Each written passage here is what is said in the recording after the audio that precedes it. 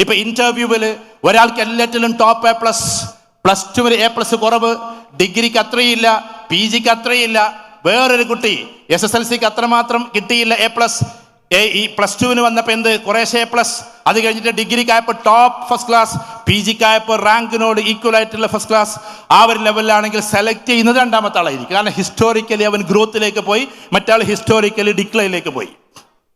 അപ്പൊ ഹിസ്റ്ററി, നമ്മുടെ history company അളക്കും.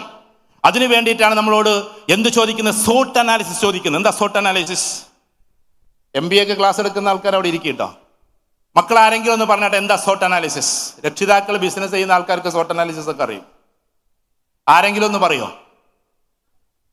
ഇയാളെന്താ ചോദ്യം ചോദിക്കാനായിട്ട് വന്നതാണോ നിങ്ങൾ വിചാരിക്കണ്ട. നിങ്ങളെന്താ ഇങ്ങനെ ഭയങ്കര സ്ട്രോങ്ങിലിരിക്കുന്നു? അതായത് നമുക്ക് വേണ്ടി പറയാണ്. ഞങ്ങൾ പറഞ്ഞേച്ച് അങ്ങോട്ട് പോവും, പറഞ്ഞേച്ചു പോവും. പക്ഷെ പറഞ്ഞേച്ചു പോകുമ്പോൾ ഈ കൂട്ടത്തിൽ ആരെങ്കിലുമൊക്കെ ഉണ്ടാകുമെന്നൊരു ബോധ്യം നമുക്കുണ്ട്. ആ കാര്യം ഉറപ്പാ.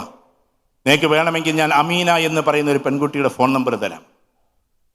ആ കുട്ടി നിങ്ങളെപ്പോലെ +2 പഠിച്ച് കഴിഞ്ഞിട്ട് എന്തോ ഒരു ഓറിയന്റേഷനിൽ പങ്കെടുത്തതാണ്. ഇതേപോലെ അരീക്കോടാണ് വീട്. ഒരു പള്ളിയിലെ ഉസ്താദിന്റെ 4, 5, 6 പെൺമക്കളിലോ അതോ 5 പെൺമക്കളിലോ ഒരു പെൺകുട്ടിയാണ്. ആ ആൾക്ക് മദ്രസയിൽ നിന്ന് കിട്ടുന്ന വേതനം വെറും 7000-ഓ 8000-ഓ രൂപയാണ്. അയാൾക്കറിയില്ല മകൾ എവിടെ പഠിപ്പിക്കണം. പക്ഷെ അതിലൊരു പെൺകുട്ടി, അമീന എന്ന് പറയുന്ന പെൺകുട്ടി, ഇവിടെ ആരെങ്കിലും അരീക്കോട്ടുകാരുണ്ടെങ്കിൽ അവർക്കറിയാം. ആ പെൺകുട്ടി ഒരു ദിവസം നമുക്കൊരു ഇതായി, നമ്മളെ സന്തോഷമാണ് നിങ്ങളോട് പറയുന്നത്, അല്ല നമ്മൾ എന്നെ കുറിച്ച് പറയല്ല, സന്തോഷം പറയാൻ.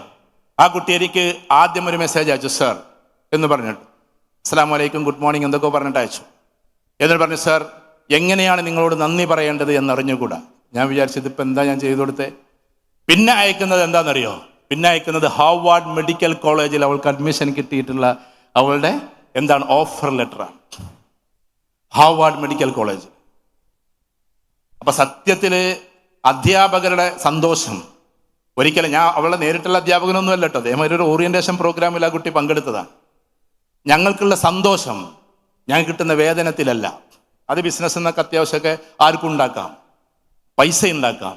പക്ഷെ ഒരു കുട്ടി ഉയർന്നു പോയി എന്നുള്ള ഒരു ചിന്തയുണ്ടാകുമ്പോണ്ടാകുന്നൊരു കണ്ണിലൊരു വല്ലാത്തൊരു സന്തോഷം. അത് ചിലപ്പോൾ കണ്ണൊന്ന് നനയിക്കും.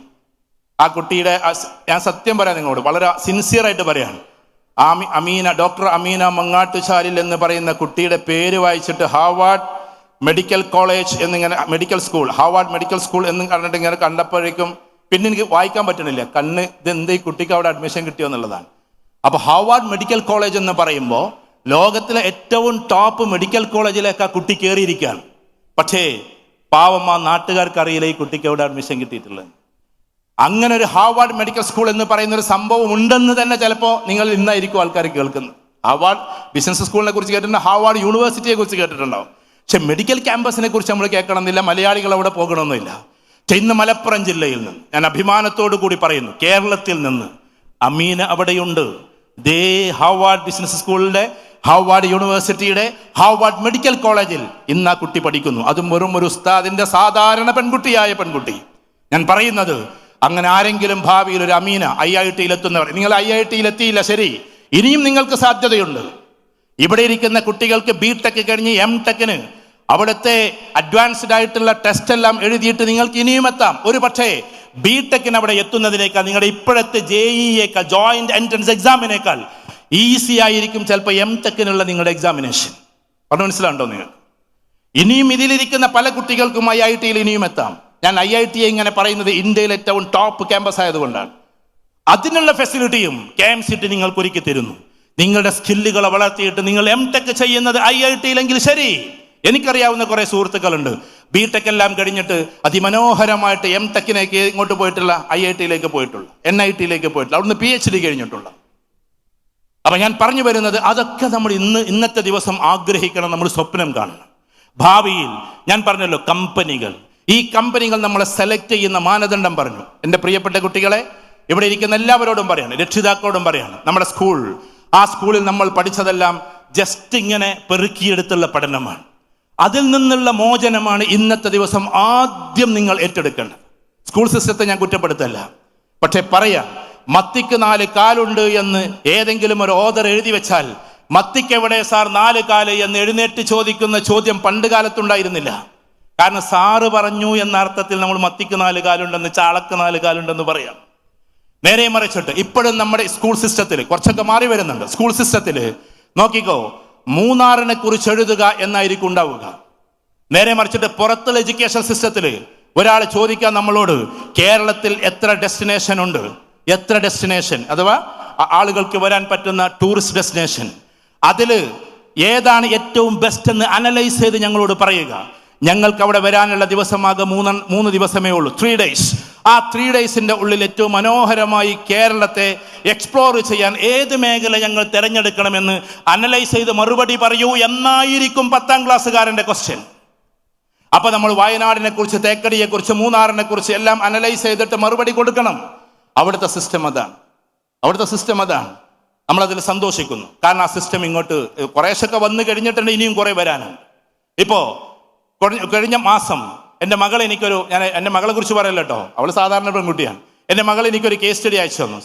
എന്നോട് പറയാണ്, ഉപ്പ ഇതിനൊരു മറുപടി നിങ്ങൾ തരണം, എങ്ങനെയാണ് ഞാൻ ചെയ്യേണ്ടത് എന്ന് പറഞ്ഞിട്ട്. അപ്പൊ എന്താണ് അതിൽ കൊടുത്ത ചോദ്യം? ഇതാണ്, വർക്ക് ഫ്രം ഹോം ഏറ്റവും ടോപ്പ് റേഞ്ചിലേക്ക് എത്തിക്കൊണ്ടിരിക്കുന്ന ഒരു കാലത്ത് വർക്ക് ഫ്രം ഹോം എന്ന് പറയുന്നത് നല്ലതാണോ അല്ലയോ എന്ന് വർക്ക് ഫ്രം ഹോമിൽ വർക്ക് ചെയ്യുന്ന 100 പെൺകുട്ടികളെ കുറിച്ചിട്ടാണ് ചോദ്യം. കാരണം വുമൻസ് ശാക്തീകരണവുമായി ബന്ധപ്പെട്ട പ്രൊജക്റ്റാണ്. 100 പെൺകുട്ടികൾക്ക് നിങ്ങൾ മെയിൽ അയച്ച് അവരതിൻ്റെ മറുപടികൾ തന്ന് അവരുടെ മറുപടികൾ അനാലിസിസ് നടത്തി എന്നിട്ട് നിങ്ങൾ ഞങ്ങളോട് പറയണം അത് എന്താണ് എന്ന്. ഈ കുട്ടി പറഞ്ഞു കൊടുക്കണം. ആ പ്രൊജക്റ്റിന്റെ ടൈം 1 മാസമാണ്. 1 മാസത്തിൽ 100 ആളുകൾക്ക് മെയിൽ അയക്കണം. ആ മെയിലിലൂടെ അവർ മറുപടി തരണം. ആ മറുപടി തന്നതിന് ഇവർ അനലൈസ് ചെയ്യണം. എന്നിട്ട് ഡിസിഷൻ മേക്കിങ്ങിലൂടെ യൂണിവേഴ്സിറ്റിയോട് പറഞ്ഞു കൊടുക്കണം.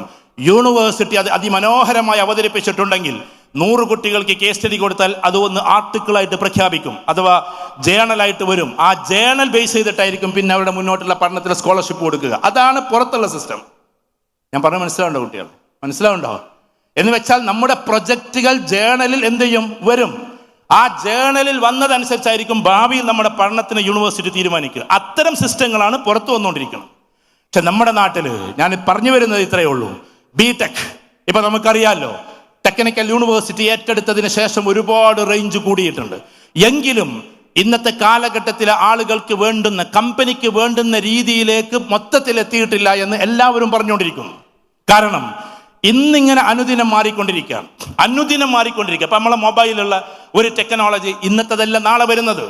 ഗൂഗിൾ ഡെയിലി മാറിക്കൊണ്ടിരിക്കുന്നു, നിങ്ങൾക്കറിയാലോ. AI ഡെയിലി മാറിക്കൊണ്ടിരിക്കുന്നു.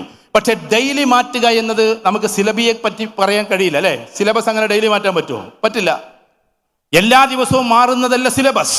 അതുകൊണ്ട് സിലബസ് മാറാൻ ചിലപ്പോൾ 2 വർഷം 3 വർഷമൊക്കെ എടുക്കും. അപ്പോഴേക്കും ടെക്നോളജി ഒരുപാട് ദൂരത്തിലേക്ക് എത്തിയിട്ടുണ്ടാവും. ഇപ്പൊ വെബ്സൈറ്റ് എന്ന് പറയുന്നത് ഉണ്ടാക്കിയത് ഒരു കുട്ടി മാത്രമാണ്. കമ്പനി ആദ്യം നമ്മളോട് ചോദിക്കാൻ പോകുന്ന ചോദ്യം വെബ്സൈറ്റ് എവിടെയെന്നാണ്. കാരണം വെബ്സൈറ്റിൽ നമ്മുടെ കംപ്ലീറ്റ് ഹിസ്റ്ററി അത് പ്രൊഫഷണലി ചെയ്യണമല്ലോ. വെറുതെ പോസ്റ്റ് ചെയ്യണമാതിരി പോസ്റ്റ് ചെയ്യാൻ പറ്റൂല. കാരണം അത് പ്രൊഫഷണലി ഡീൽ ചെയ്തിട്ടുണ്ടോ ഈ കുട്ടി എന്ന് ഇപ്പം മുതൽ. അപ്പൊ നിങ്ങൾ ഇപ്പൊ തന്നെ തുടങ്ങേണ്ടത് എന്താണെന്നറിയോ? KMCT മാത്രമായിരിക്കും ഒരു പക്ഷേ ടോട്ടൽ ക്യാമ്പസിലെ കുട്ടികൾ വെബ്സൈറ്റ് തുടങ്ങിയിട്ടുണ്ടാവുമെന്ന് ഞാൻ ആഗ്രഹിക്കുന്നു.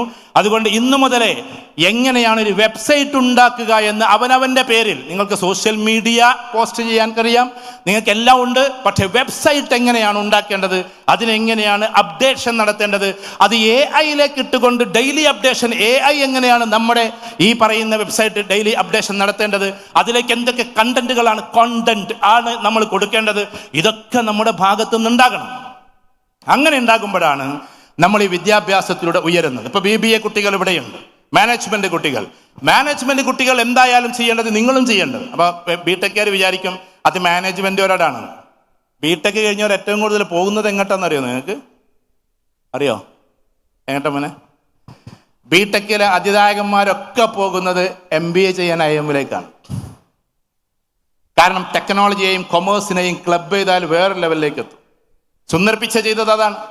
സുന്ദർപിച്ച ടെക്നോളജി കഴിഞ്ഞിട്ട് നേരെ പോയത് ഇതിലേക്കാണ്, മാനേജ്മെന്റ് സ്റ്റഡീസിലേക്കാണ്. കാരണം ഇത് രണ്ടും കൂടി ആകുമ്പോഴേ വലിയ വലിയ കമ്പനിയുടെ ടോപ്പ് റേഞ്ചിൽ ഇരിക്കാൻ പറ്റൂ. ടെക്നോളജി മാത്രം അറിഞ്ഞാൽ ടെക്നോളജിക്കലി ഉള്ള പ്ലാറ്റ്ഫോമിൽ ഇരിക്കാൻ പറ്റൂ. അത് കഴിഞ്ഞ് മാനേജ്മെന്റിലൂടെ പോയാൽ അതിൻ്റെയും ടോപ്പ് റേഞ്ചിൽ ഇരിക്കാൻ പറ്റും. CEO ആകണമെങ്കിൽ അയാൾ കേവലം എന്താകരുത്, ഒരു എഞ്ചിനീയർ മാത്രമാകരുത്. പകരം അയാൾ എന്തും കൂടി ആകണം, മാനേജ്മെന്റ് വിദഗ്ധനും കൂടി ആകണം. അതുകൊണ്ട് അദ്ദേഹം CEO ആകാൻ വേണ്ടിയിട്ട് തന്നെയാണ് മാനേജ്മെന്റും കൂടി ചെയ്തത്.